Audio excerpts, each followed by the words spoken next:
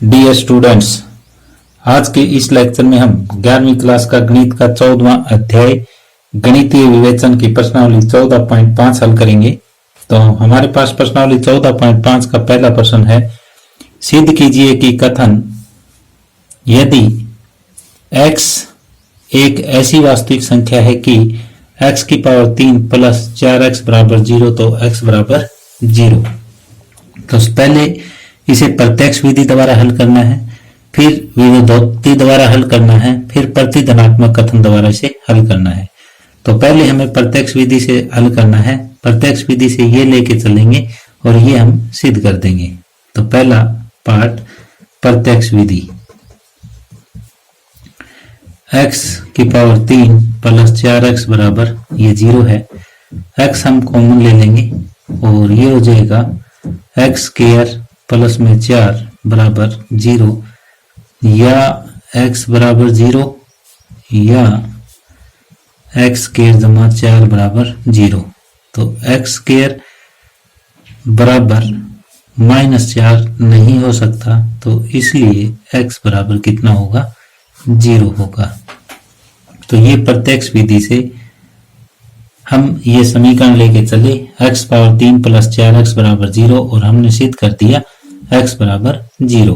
क्योंकि किसी का स्क्वायर नेगेटिव नहीं हो सकता, तो इसलिए x स्क्वायर बराबर -4 नहीं होगा। अब दूसरा है विरोधोक्ति द्वारा। दूसरा पार्ट हम विरोधोक्ति द्वारा चलेंगे और हमें सिद्ध क्या करना है, x बराबर 0। तो विरोधोक्ति इसका उल्टा मान के चलेंगे। माना x बराबर नॉट इक्वल टू 0, ये लेके चले हम, तो क्या होगा, x बराबर कुछ ना कुछ तो जरूर होगा। तो इसलिए x बराबर मैं मान के चलता हूं x बराबर p, जो है वो समीकरण का एक मूल है। x³ प्लस 4x बराबर 0 का एक मूल है, ये मान लिया मैंने। अगर मूल है तो ये यहाँ पे सेट आएगा, x की जगह p रख सकते हैं। तो p³ प्लस 4x बराबर 0, x की जगह p लिखना आपको, p³ प्लस 4p बराबर 0, p कॉमन हो जाएगा, p प्लस 4 बराबर 0, या तो p बराबर 0 या p स्क्वायर प्लस 4 बराबर 0, ये हो जाएगा। तो अब p स्क्वायर बराबर 4 हो नहीं सकता, p स्क्वायर बराबर नहीं हो सकता -4 के, तो इसलिए p बराबर 0 हो जाएगा। p बराबर 0 का मतलब दिस इंप्लाइज x बराबर 0। तो इसलिए जो हमने माना वो गलत है,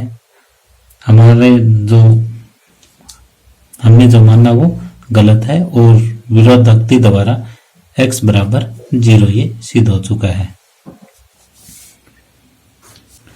अब तीसरा भाग है प्रतिधनात्मक कथन द्वारा। प्रतिधनात्मक क्या होता है, जैसे हमें ये दे रखा है x³ प्लस 4x बराबर 0, तो x बराबर 0। प्रतिधनात्मक में ये लेके चलेंगे, मानना x बराबर 0 नहीं है और सीधी ये कर देंगे कि x³ प्लस 4x भी 0 के बराबर नहीं है। तो फिर जो है वो हमारा दिया हुआ है वही सिद्ध हो जाएगा। माना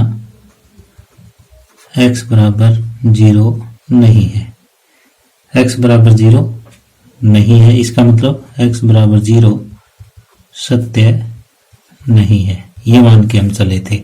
तो x is not equal to 0 और x जो है वो रियल नंबर से बिलोंग करता है। अब x³ प्लस 4x ये किसके बराबर आ जाएगा, ये भी 0 के बराबर नहीं होगा। तो इसका मतलब क्या हुआ, ये लेके चले थे कि x बराबर 0 नहीं है, x बराबर 0 नहीं है, तो x³ प्लस 4x भी 0 नहीं है। तो ये इसकी जो स्टेटमेंट है वो प्रतिधनात्मक स्टेटमेंट है, प्रतिधनात्मक कथन है। तो इसका और इसका एक ही मतलब है। ये x नॉट इक्वल टू 0 तो x³ प्लस 4x भी नॉट इक्वल टू 0 है। इसका अर्थ ये हुआ कि जो दिया गया वो सत्य है। x³ प्लस 4x बराबर 0 है तो x बराबर 0 होगा। क्योंकि ये हमने किस तरह से सिद्ध किया है, ये प्रतिधनात्मक कथन के द्वारा हमने सिद्ध किया है। प्रतिधनात्मक में ये होता है कि बाद वाला पहले, पहले वाला बाद में और दोनों जगह नहीं का प्रयोग हो जाता है। तो अगर वो चीज सत्य सिद्ध कर दी तो ये भी सत्य है। तो इस तरह से प्रश्न नंबर 1 कंप्लीट हुआ। आगे प्रश्न नंबर 2 है, प्रत्युदाहरण द्वारा सिद्ध कीजिए कि कथन किसी भी ऐसी वास्तविक संख्याओं a और b के लिए जहां a² बराबर b² का तात्पर्य है a बराबर b सत्य नहीं है। तो ये हमें सिद्ध करना है कि a बराबर b सत्य नहीं है एक उदाहरण के द्वारा केवल। अब मैं लेता हूं, माना a बराबर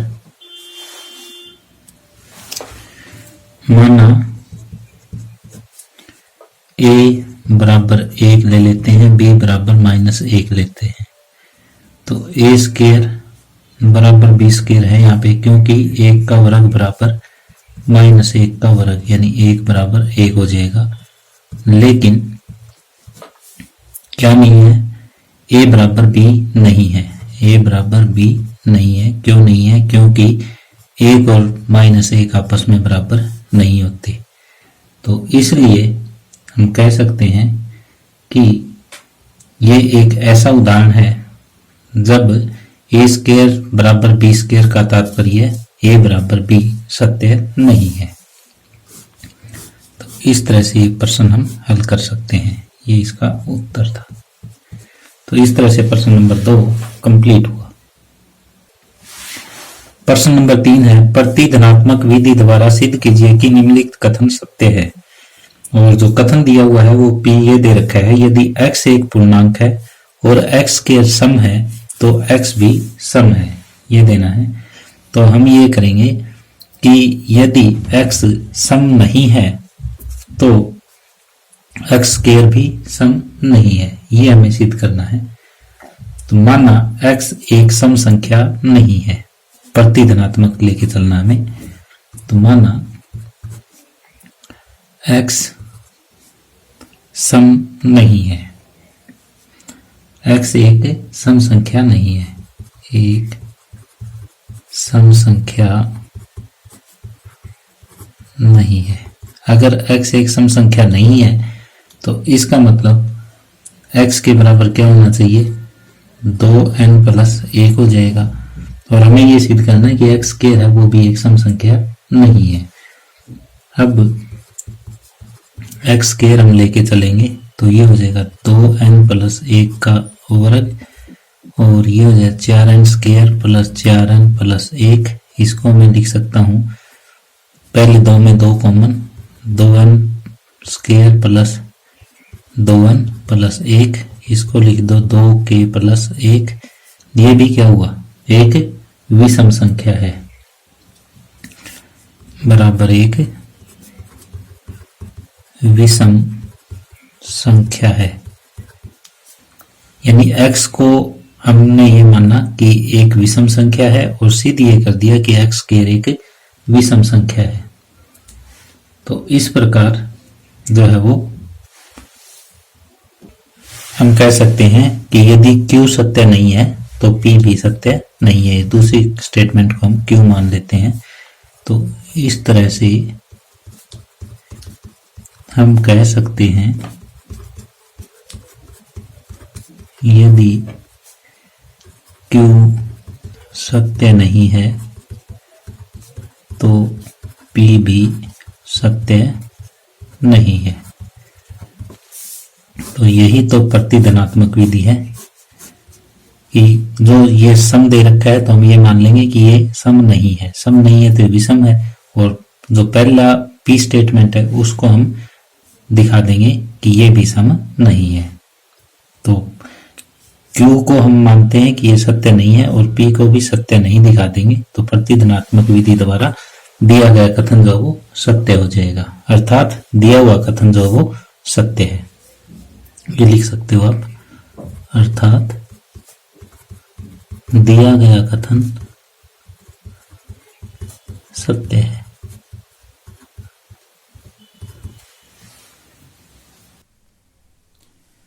प्रश्न नंबर 4 का पहला भाग है कि प्रत्युदाहरण द्वारा सिद्ध कीजिए कि निम्नलिखित कथन सत्य नहीं है।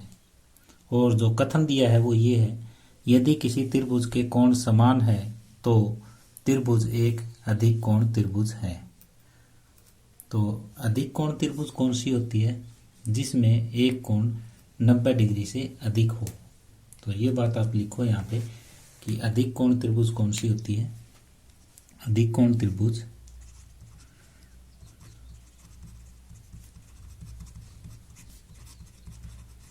वह त्रिभुज होती है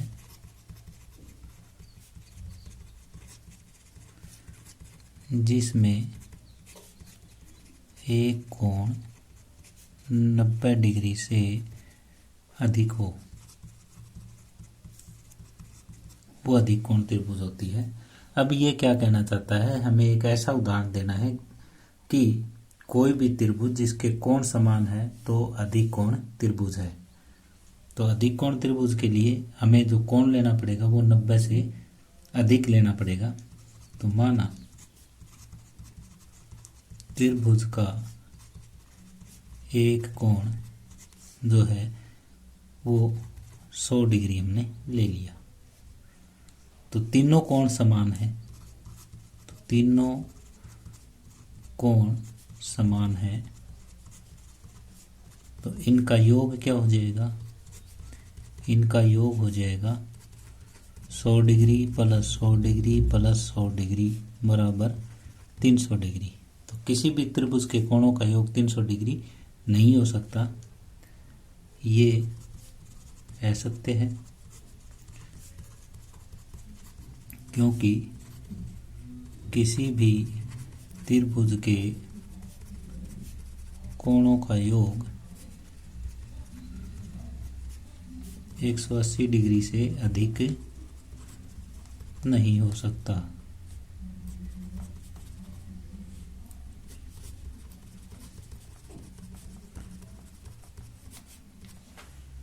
तो अतः दिया गया कथन असत्य है। अतः दिया गया कथन असत्य है। तो हमें यहाँ पे क्या दिखाना था? हमें सिर्फ ये दिखाना था कि एक त्रिभुज जिसके सारे कोण समान हैं वो अधिक कोण त्रिभुज नहीं हो सकती। और ये क्या कह रहा है? ये कह रहा है कि एक त्रिभुज जिसके सारे कोण समान हैं वो एक अधिक कोण त्रिभुज है। तो इसलिए इसका जो कथन है, दिया गया जो कथन है वो असत्य है। इस तरह से प्रश्न नंबर 4 का भाग नंबर 1 कंप्लीट हुआ। प्रश्न नंबर 4 का दूसरा भाग है, क्यू हमें स्टेटमेंट दे रखी है, समीकरण x² - 1 के मूल 0 और 2 के बीच में स्थित नहीं है। एक प्रत्युदाहरण द्वारा ये सिद्ध करना है। तो हम यहाँ पे मान लेते हैं 0 और 2 के मध्य की एक संख्या 1 लेने पर, माना 0 और 2 के मध्य एक संख्या 1 लेने पर। अब समीकरण जो हमें दे रखी है x² - 1 में x बराबर 1 रखने पर ये क्या हो जाएगा? 1 का स्क्वायर माइनस 1 और ये बराबर 0 था। यहाँ पे भी समीकरण के मूल समीकरण में बराबर 0 होता है, तो ये 0 बराबर 0 सत्य है। तो इसलिए x बराबर x बराबर 1 जो है वो x² - 1 बराबर 0 के मूल के रूप में हमारे पास है, जो 0 और 2 के बीच है। अतः x बराबर 1 x² - 1 बराबर 0 का एक मूल है जो 0 और 2 के बीच स्थित है, इसलिए दिया गया कथन असत्य है। इसलिए दिया गया कथन असत्य है। तो आपको ये इस टाइप से लिखना है कि जब भी प्रत्युदाहरण के द्वारा हमें कोई सत्य या असत्य सिद्ध करना है तो वो इस टाइप से हम सिद्ध कर सकते हैं कि एक उदाहरण हम लेंगे जो दी गई स्टेटमेंट को असत्य सिद्ध कर देगा। यदि हमें प्रत्युदाहरण द्वारा कोई भी कथन असत्य सिद्ध करना है तो हम एक ऐसा उदाहरण लेंगे जो उस कथन को असत्य सिद्ध करता है। तो प्रत्युदाहरण वाले क्वेश्चन में सिर्फ और सिर्फ हमें एक ऐसा एग्जाम्पल ही देना होता है जिससे दिया गया कथन असत्य साबित हो सके। तो इसी तरह से प्रश्न नंबर 4 का हमने पहला भाग किया था और इसी तरह से प्रश्न नंबर 4 का ये दूसरा भाग हमने किया है। प्रश्न नंबर 5 है, निम्नलिखित कथनों में से कौन से कथन सत्य है तथा कौन से कथन असत्य है, अपने उत्तर के लिए वैध कारण बताइए। तो यहाँ पहला भाग है, P किसी वृत्त की प्रत्येक त्रिज्या वृत्त की जीवा होती है।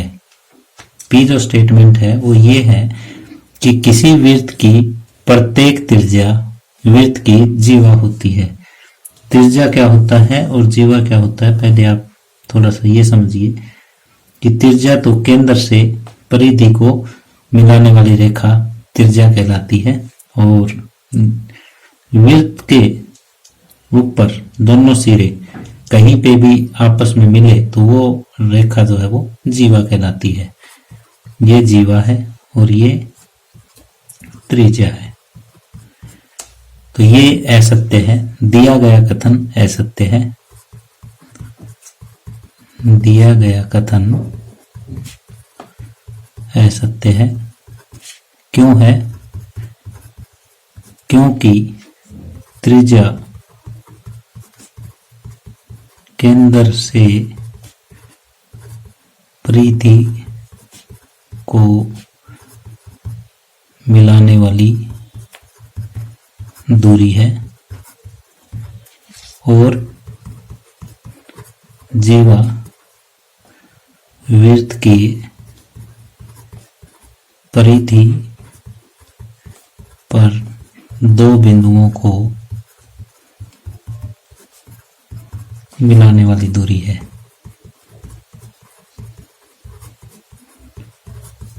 इसलिए त्रिज्या और जीवा बराबर नहीं हो सकती, सेम नहीं हो सकती। इसलिए त्रिज्या तथा जीवा एक नहीं हो सकती। जो दिया गया कथन है वो असत्य है। अब हम आगे दूसरा भाग देखते हैं। दूसरा भाग है, किसी वृत्त का केंद्र वृत्त की प्रत्येक जीवा को समद्विभाजित करता है। ये भी असत्य है क्योंकि जो ये वृत्त है ये केवल व्यास को समद्विभाजित करता है, बाकी जो ये जीवाएं हैं इनमें से किसी को भी समद्विभाजित नहीं करता क्योंकि ये जीवाएं केंद्र से गुजरेगी नहीं। तो ये लिखोगे ये असत्य है। क्यों है? क्योंकि वृत्त का केंद्र केवल व्यास को ही समद्विभाजित करता है,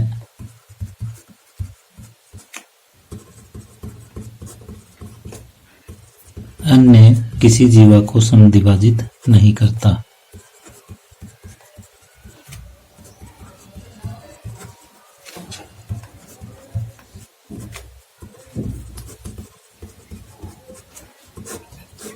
तो इस तरह से प्रश्न नंबर 5 का दूसरा भाग कंप्लीट हुआ। तीसरा भाग है, आर एक कथन दिया हुआ है, एक वृत्त किसी दीर्घवृत्त की विशेष स्थिति है। तो ये बिल्कुल सत्य है ये बात। तो यहां लिखेंगे ये सत्य है क्योंकि एक दीर्घवृत्त का समीकरण जो होता है वो इस टाइप का होता है, एक्स स्क्वायर बटे a square plus y square बटे बी स्क्वायर बराबर 1। यदि हम a बराबर b लिखते हैं, a बराबर b हो तो ये हो जाएगा एक्स स्क्वायर बटे a square plus y square बटे ए स्क्वायर बराबर 1, यानी कि x square plus y square बराबर ए स्क्वायर। ये क्या है? ये एक वृत्त का समीकरण है। तो इसलिए एक वृत्त जो है वो दीर्घ वृत्त की विशेष स्थिति है जहां पर a और b दोनों बराबर हो, तो इसलिए ये सत्य है। अब चौथा भाग है S। एक कथन दिया हुआ है, यदि x और y ऐसे पूर्णांक है कि x बड़ा है y से तो माइनस x छोटा होगा माइनस y से, तो ये कथन सत्य है।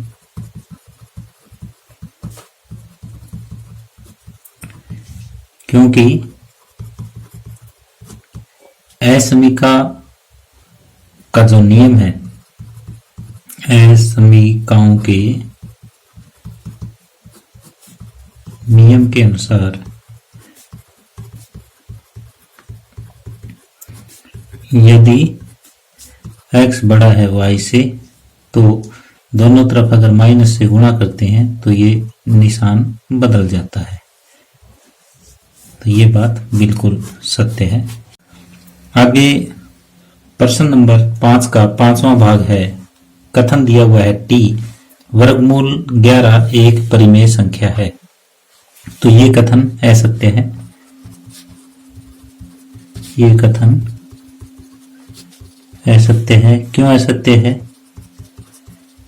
क्योंकि वर्गमूल 11 एक अपरिमेय संख्या है।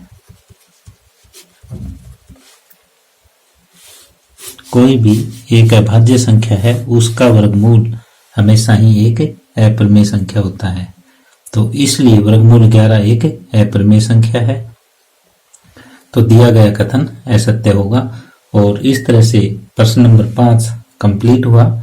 इसके साथ ही आज का ये लेक्चर हम समाप्त कर रहे हैं। धन्यवाद।